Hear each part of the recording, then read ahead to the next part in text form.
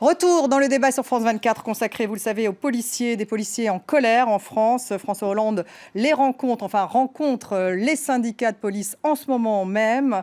L'agression au cocktail Molotov de la voiture de police à Viry-Châtillon dans l'Essonne il y a 2 semaines a été le catalyseur de ces mouvements de police, la plupart du temps spontanés. Et depuis, le ras-le-bol prend de l'ampleur. La police devrait-elle revoir ses missions?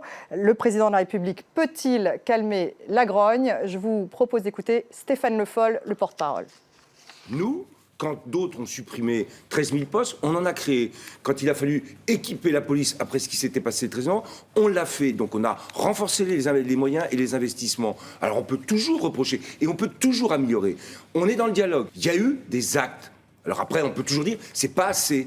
On peut dire il faudrait faire mieux. On peut dire il y a un certain nombre de problèmes liés à l'exécution des peines. Il y a des choses qui sont dites, on les écoute. Mais dites, en disant ce que vous avez dit contre l'exécutif, il a fait des choses. Mais en même temps, il faut qu'il continue à en faire. Luc Poignant, la réunion est sur le point de se terminer avec François Hollande. Pour vous, quelle est la revendication la plus importante? Il y en a plus d'une. Parce qu'on parlait des peines tout à l'heure. Est-ce qu'il faut revoir les peines planchées? Est-ce qu'il faut revoir les tâches indues? Parce que ça, on l'a beaucoup entendu. Il est évident qu'il faut absolument revoir les tâches indues. En fait, il faut redéfinir l'ensemble des missions. Donc, les tâches indues, c'est-à-dire les tâches dont on parlait tout à l'heure, administratives, qui ne correspondent pas. C'est pas exactement ça, les tâches indues. Vous savez qu'on garde encore des domiciles de personnalité. Je ne veux pas ni donner les adresses, évidemment, ni les personnalités. Nous avons encore des fonctionnaires de police qui sont dans des étages à Paris pour garder des portes où il y a peut-être personne derrière. Ça ne devrait pas relever de leur responsabilité. Mais non, mais bien sûr que non. En plus, on garde aussi des personnes qui viennent en transit en France. Alors, filles, enfants, frères de personnalités, de hautes personnalités étrangères. Mais est-ce que c'est à la police de faire ça? Quelles devraient être les tâches de la police aujourd'hui? La police, elle doit avoir une tâche d'assurer la sécurité des citoyens, tout simplement. Mais des citoyens en général, et pas des citoyens en particulier. C'est là où, justement, aussi, ça pose problème. Qu'est-ce que vous voulez dire? C'est-à-dire qu'on affecte, par exemple, je vais vous prendre un exemple très concret. En province, il y a des commissariats où ils sont à 4 ou 5 effectifs. On affecte sur une personnalité une dizaine d'effectifs pour garder sa porte. Elle est derrière ou elle n'est pas derrière. Là, il y a quelque chose qui ne va plus. Je voulais voir avec vous, François-Noël Buffet, parce qu'on parlait de ces histoires d'effectifs. Alors justement, Luc Poignant, est-ce qu'il y a un problème d'effectifs également important? Parce qu'on en parlait dans cette première partie. On a vu que il y a une responsabilité à droite, qu'aujourd'hui le gouvernement a essayé justement de renforcer, en tout cas renforce les effectifs. Est-ce que c'est un vrai problème? Bien sûr que c'est un vrai problème. On a eu une diminution d'effectifs qui était drastique. Et justement, pour reprendre ce qui a été dit tout à l'heure, c'est que les embauches, on le sait, le concours a été lancé. On a de futurs collègues qui sont en attente de pouvoir rentrer dans les écoles.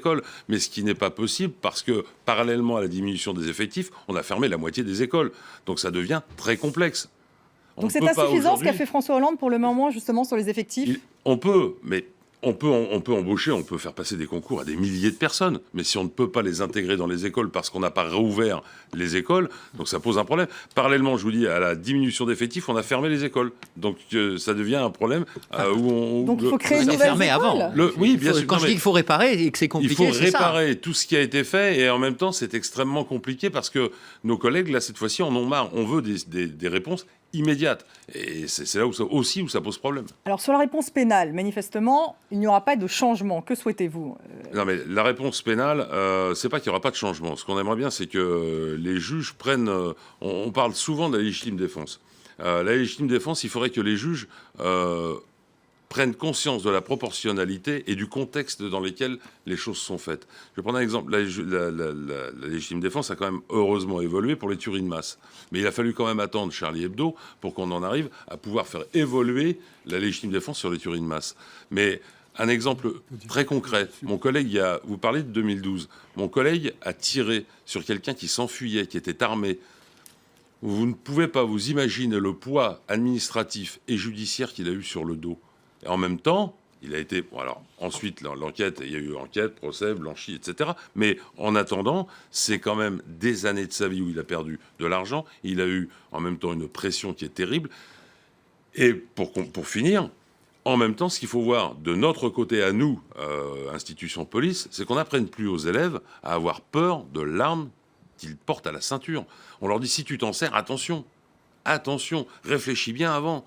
parce que... Ça, c'est un problème de formation. Mais voilà, donc c'est tout un ensemble de choses qui est à revoir. Christian Moana, comment a évolué justement la légitime défense en France? Alors, ce fameux concept sur lequel on revient toujours, et d'ailleurs les policiers demandent à ce qu'on le renforce. Juste pour préciser un certain nombre de choses, on ne va pas faire un cours de droit sur la légitime défense, en plus je ne suis pas forcément le mieux placé pour faire ça, mais il y a quand même un point.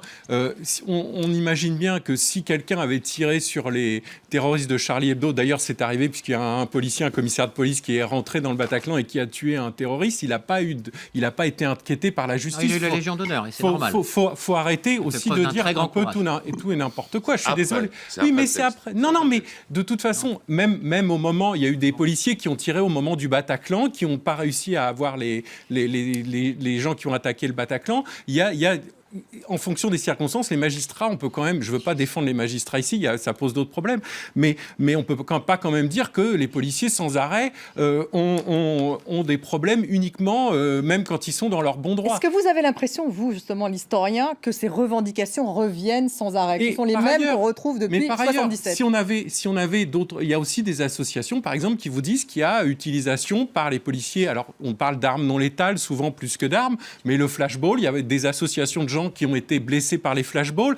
On ne va pas se renvoyer des choses comme ça à la figure. Ce qui me paraît important, c'est que de bien considérer que les policiers, le droit aussi les protège. Parce que dans quelle situation on pourrait être? Est-ce qu'on peut dire que les policiers ont le droit de tirer dans toutes les situations? C'est complètement inimaginable, ça serait fou. Donc on sera forcément, à chaque fois qu'un policier va tirer, quel que soit le régime juridique, il sera obligé de se justifier. Non, mais on est bien d'accord. Donc il faut quand même penser ça. Et d'autre part, sur les effectifs, je voulais quand même rajouter une chose, puisqu'on on parle sur les chiffres, on raisonne sur les chiffres, mais il faudrait raisonner aussi en termes de qualité. Qu'est-ce qu'on fait faire à ces policiers? Quelle stratégie il y a derrière? Parce qu'on peut embaucher 10 000, 20 000 policiers de plus, pourquoi pas? Il y a d'autres pays européens où on supprime des effectifs policiers, et le sentiment d'insécurité n'est pas forcément... Lesquels? Par exemple, en Angleterre, Theresa May a supprimé 25% des effectifs policiers. Et vous estimez que les Britanniques ne sont pas moins bien protégés que les Français? C'est pas moi qui le dis. Les études montrent qu'a priori, ils se sentent pas plus en insécurité avec 25%. Mais pourquoi? Parce qu'ils ont supprimé 25% de policiers dans les bureaux. Ils n'ont pas supprimé les policiers qui sont en intervention. Ils n'ont pas supprimé. Il y a peut-être cette question. Il y a eu des rapports dans le temps, il y a déjà quelques années, sur l'emploi des policiers. On a peut-être beaucoup de policiers qui sont employés à effectivement des tâches indues, mais qui sont au-delà des gardes, peut-être un travail. Effectivement, dans beaucoup de circonscriptions, on voit il y a peu de voitures qui tournent dans la rue, peu de policiers qui sont présents dans la rue, surtout la nuit. À d'autres moments où il y a moins de délinquants, il y a beaucoup plus de policiers qui sont présents. Donc là, il y a encore un problème de mission, de moment. Absolument, c'est là où il faut réfléchir là-dessus. Oui. C'est là où il faut une réflexion sur quelle stratégie mettre en place. Justement, Pascal Popelin, est-ce que vous réfléchissez en termes de qualité de mission et pas seulement en termes d'effectifs? Bien sûr. Et par ailleurs, on réfléchit à tous les sujets Dans quelle mesure qui ont été évoqués. Sur la question de la légitime défense qui a été évoquée, effectivement, d'abord, moi j'étais le rapporteur de la loi de lutte contre le crime organisé et le terrorisme qui a été promulguée le 3 juin 2016. Et nous avons travaillé à cette écriture d'une nouvelle doctrine d'emploi des armes pour les périples meurtriers. C'est très compliqué. Et quelle est-elle, cette nouvelle doctrine? Eh bien, c'est ce qui permet à un policier de pouvoir faire usage de son arme, même s'il n'est pas directement menacé, quand on a la certitude que effectivement quelqu'un est en train de commettre une série d'agressions, c'est-à-dire un terroriste qui a commencé à tirer quelque part, qui va ailleurs, il n'est pas directement menacé, et bien maintenant un policier il peut tirer, alors que la doctrine précédente ne le permettait pas. C'est depuis les attentats? On a travaillé à ça. Si tu... Quand les frères Kouachi ont rechargé leur Kalachnikov, on ne pouvait pas à l'époque les abattre. Bon, alors cela dit, dans la pratique, je ne connais pas un juge qui aurait condamné un policier qui, à ce moment-là, aurait tiré. Bon, mais effectivement, on a voulu adapter le droit. Quand on fait ça, on est extrêmement attentif. Moi, j'ai écrit ça, pas tout seul, avec Michel Mercier au Sénat, qui n'est pas de mon camp politique. Nous avons travaillé ensemble, nous avons trouvé une rédaction qui allait bien. Il faut être extrêmement prudent, parce qu'il ne faut ni permettre de défourailler dans n'importe quelles conditions. Et je trouve qu'il est bien que dans les écoles de police, on apprenne effectivement aux policiers à réfléchir et que leur arme est quelque chose qu'ils ne peuvent pas utiliser. C'est un ultime recours. Et la doctrine, j'ai travaillé aussi sur le maintien de l'ordre, la doctrine d'emploi des armes dans le maintien de l'ordre. J'imagine que vous êtes d'accord, Luc Poignant, avec ça. Non, mais pareil, mais on est Bien sûr d'accord. que je suis d'accord. Je suis d'accord à partir du moment où, effectivement, une arme, c'est quelque chose que l'on doit sortir au dernier moment. On est bien d'accord. Le problème, c'est qu'on nous enseigne non seulement à la sortir, à ne jamais la sortir, mais en même temps, en avoir peur des conséquences qui sont derrière. Je suis d'accord que Et ça là, doit ça évoluer. va pas. Je me Là, il y a un permets problème simplement de psychologique. terminer sur un dernier aspect sur cette Paradoxe. question de la légitime défense, c'est qu'il faut aussi être extrêmement attentif à ce que la loi soit suffisamment précise pour protéger non seulement la population des éventuels abus, mais également protéger le policier lui-même, et qu'il ne soit pas avec une marge d'appréciation telle que derrière c'est le juge, quand il va avoir à se prononcer, qui pourra interpréter quelque chose de flou. Donc c'est pour ça que pour l'instant, nous nous en sommes tenus à l'évolution du 3 juin 2016 sur le périple meurtrier. Maintenant, la réunion est en cours, on a les images. Le Ça pourrait ministre évoluer. de l'Intérieur a dit que le sujet était sur la table, mais je rappellerai cette phrase de Montesquieu, elle est plus que vraie dans ce genre de choses. Il ne faut pas tirer avec la main tremblante, mais il faut légiférer avec la main tremblante sur ce genre de sujet. Et les grandes formules à l'emporte-pièce qui consistent à dire « Yakar, Faucon », j'invite nos compatriotes et les policiers à s'en méfier grandement. François-Noël Buffet, alors la sécurité ce n'est pas qu'une question d'effectifs, c'est une question de chaîne pénale. C'est ce qu'a dit Nicolas Sarkozy. Vous êtes d'accord avec ça? Absolument. Nous parlons de la légitime défense. Le code pénal définit parfaitement les conditions de celle-ci. Après, c'est des questions d'interprétation de situations de fait par les magistrats. Il y a le cas particulier qui vient d'être évoqué pour le terrorisme qui a été réglé sur le plan législatif. Le paradoxe où nous en sommes, c'est qu'aujourd'hui, ce sont les policiers qui ont peur d'utiliser leurs armes pour défendre les concitoyens et eux-mêmes, et ce sont les délinquants qui sont en position de force. On est dans un monde à part, tout de même. On est dans un monde à part. Donc, que Je suis faudrait-il faire quelqu'un qui apprécie beaucoup la rigueur juridique, à la fois dans mes fonctions d'avocat d'une part et de membre de la commission des lois, mais tout de même, sur le plan des principes, il y a un souci de ce point de vue-là. La question, me semble-t-il, importante, c'est que les policiers, aujourd'hui, ils le disent, ont peur, ont la trouille. Et la réponse pénale, ce qu'on appelle en réalité, pour être très pratique, la condamnation des infractions par les tribunaux, n'est pas à la hauteur des risques pris par nos policiers. Et le message qui est envoyé aux délinquants n'est pas un Donc, message que proposez-vous suffisamment concrètement? fort. Parce que Donc, il faut... Vous avez une proposition. Que il proposez-vous faut- concrètement? Il y a deux aspects. Reconstituer des prisons, des places de prison. 17 000 au moins, c'est un engagement. La deuxième chose, c'est remettre les peines planchées. Ça, c'est impératif. On doit revoir les conditions d'application de la récidive. C'est également impératif.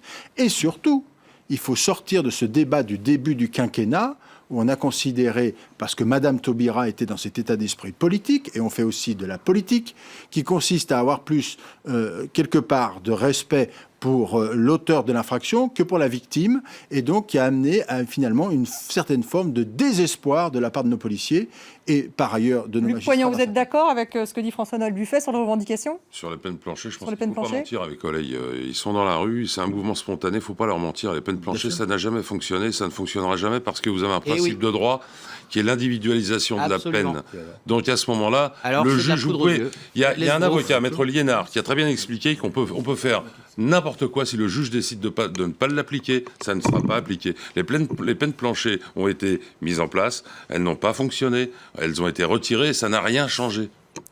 Moi, j'ai une Je suis proposition d'accord là-dessus. beaucoup plus... Mais comment pense- réagissez à ce je qu'il vient de pense- dire sur les Mais peines non, planchées? mais y compris ce qui est dit sur Christiane Taubira est une telle caricature Sur la que justice. Bon, tout écoutez, ce je qui crois est que personne ne excessif croit est que c'est insignifiant, disait Talleyrand. Personne Et en ne croit que c'est une l'occurrence, caricature, on en est très vraiment sincèrement. là. Personne Mais ne si, Il y a un croit problème de d'ailleurs, peines planchées ou pas mais non, c'est un Pascal gadget. Poplin C'est un gadget, gadget. les peines Sur la planchées. récidive. Parce qu'il y a le principe de l'individualisation des peines, effectivement, et c'est très bien qu'il en soit ainsi, parce que selon les circonstances, le juge doit pouvoir apprécier et être plus ou moins sévère. Mais moi, ce que je propose, en particulier sur les agressions qui sont faites à l'encontre des policiers, c'est-à-dire quand même 18 000 cas sur l'année qui vient de s'écouler. Change la qualification Puisqu'il y a pénale, bien un sûr. sentiment qui est cette forme d'impunité ou d'insuffisance C'est très socialiste, de le champ de réponse. sentiment. C'est très socialiste. On a un sentiment d'insécurité, on a un sentiment de violence. Si la vous me réalité, laissiez- c'est monsieur, qu'ils si vous me ils sont en laissiez situation de aller au difficulté bout de violente. mon raisonnement, vous verriez pourquoi j'emploie ce terme. Mais Parce que pourquoi s'il je y a- conteste Allez-y, vous S'il y a répondrez un ensuite. sentiment qu'il y a une insuffisante réponse pénale, eh bien moi je propose qu'il y ait un observatoire qui soit avec les policiers, Pardon. avec la justice, et qu'on puisse regarder au cas par cas toutes les situations qui ont fait l'objet de procédures parce que quelqu'un s'en était pris. Faut pas qu'il y ait à un agent d'urgence, qui là, a alors, à uniforme. vous écouter. Non, hein. non, mais attendez. Parce L'observatoire, qu'il y a c'est- non, non, je suis navré.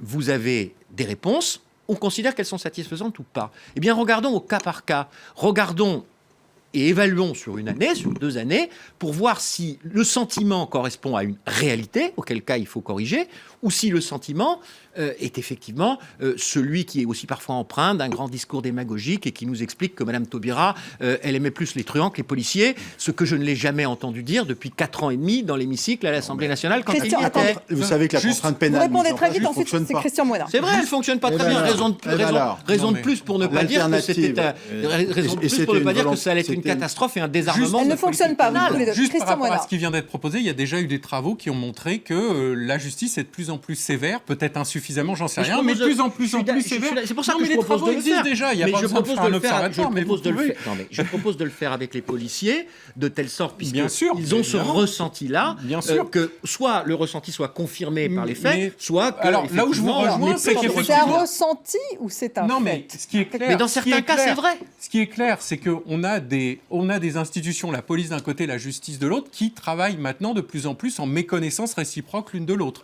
Ça, c'est un Jusqu'à- problème. Oui, il y a une époque assez ancienne où il y avait des inspecteurs de police, alors qui étaient un peu marginalisés dans la police nationale, mais qui au moins faisaient le lien avec la justice. Maintenant, on a des officiers de police judiciaire qui font ça quelque temps, qui restent pas très longtemps. On a cette accélération des procédures, on a des policiers qui traitent énormément de procédures, des magistrats qui traitent des millions de procédures par an. Donc tout le monde traite de la procédure. On ne fait plus du tout d'individualisation, sauf pour les grandes affaires. En fait, on a des gens qui sont En fait, condamnés. vous êtes en quasi- train de décrire une espèce de bureaucratie. Mais absolument, on a il y parlé a de aussi- taylorisation de la justice il y a- et de la il y a- police, il y a c'est quand la- même c'est aussi- le problème aussi. Et ça, on l'a. Il y a quand même aussi des problèmes dans le Le ressenti. Poignant, je voudrais juste vous vérifier. C'est un fait ou c'est un sentiment? Est-ce que vous pouvez Non, réagir c'est un à ce qu'a dit Je justement voudrais illustrer Bah, peut-être. c'est un fait. Non, mais c'est un fait. On Pascal est- Poplar. Je voudrais illustrer quand Attendez, même. laissez-le juste Non, non, mais- répondre et je reviens C'est vers un- vous. Ce que je veux dire, pour pas c'est- Le poignant. C'est un fait. Il n'y a pas que le sentiment. Mais c'est réellement un fait. Nous sommes, nous, en insécurité. C'est évident. Bien sûr Ah oui, que non, oui. mais ça, évident. Bien ça, sûr. je ne le conteste C'est pas un pas. sentiment. Mais Et si je vous voulais- contestez, Pascal Poplin, vous parlez d'un sentiment. sûr. il Mais dit oui. que c'est une Non, non, non. réalité. Sur la réponse pénale. Et je vais illustrer, par La exemple, réponse pénale, sur alors. 2 Oui. cas qui ont fait l'actualité. C'était Roy et Moiran. Où effectivement, Donnez on un peu de bloque- contexte, hein, s'il vous plaît. Roy et Moiran, c'est des blocages de l'autoroute A1 le jour des retours de vacances.